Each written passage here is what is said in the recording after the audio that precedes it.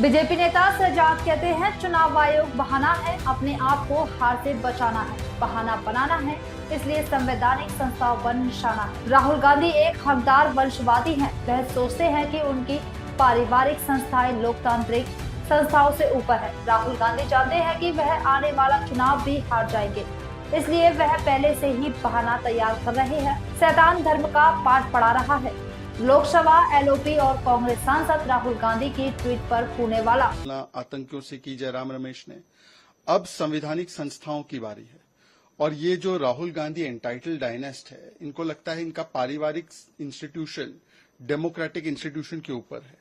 अगर कोर्ट में केस हारे तो कोर्ट खराब, जुडिशरी पर सवाल, कोर्ट में केस जीते तो जुडिशरी ठीक, अगर चुनाव हारे तो इलेक्शन कमीशन खराब, अगर चुनाव जीते तो इलेक्शन कमीशन ठीक।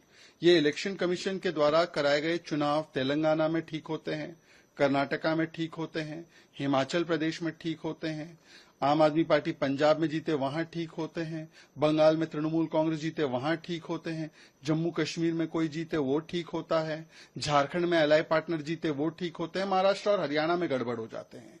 महाराष्ट्र के विषय में बहुत डिटेल में इलेक्शन कमीशन ने हर एक बिंदु पर जवाब दिया है। वैसे तो राहुल गांधी इतना झूठ बोलते हैं कि उन्होंने आंकड़ा भी अलग अलग बताया था, उन्होंने फेक न्यूज भी फैलाया था, उसको भी फैक्ट चेक करने का काम इलेक्शन कमीशन ने किया। इलेक्शन कमीशन ने बताया कि पूरे इलेक्टोरल प्रोसेस में किस प्रकार से कांग्रेस के कार्यकर्ता भी शामिल होते हैं, और इतनी धांधली के बाद कांग्रेस का एक भी नेता कभी कोर्ट नहीं जाता इस विषय को लेकर।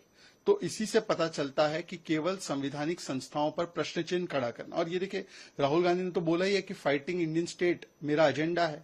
विदेशी धरती पर जाकर उन्होंने ये सब बातें की है। पूरी दुनिया में जब इलेक्शन कमीशन का डंका बज रहा है तब राहुल गांधी शंका उत्पन्न करते हैं, क्योंकि उनको पता है कि वो आने वाले चुनाव भी हारने वाले हैं, तो एक एक्सक्यूज बनाकर रखना है। ये वो लोग हैं जो आज बात करते हैं संवैधानिक संस्थाओं की। जरा 75 याद कर लो, अभी 50 वर्ष होने वाले हैं इमरजेंसी को। मैच फिक्सिंग और सिस्टम फिक्सिंग और सिस्टम को किस प्रकार से संविधान को तार तार किया, ये सबसे पहले तो उनके परिवार में दर्ज है। कैसे मीडिया को, कैसे पार्लियामेंट को, कैसे जुडिशरी को और कैसे हर एक संस्था को मैनिपुलेट किया गया। तो मुझे लगता है कि जब राहुल गांधी इन विषयों पर बोलते हैं, मानो कि शैतान जो है वो धर्म का पाठ पढ़ा रहा है।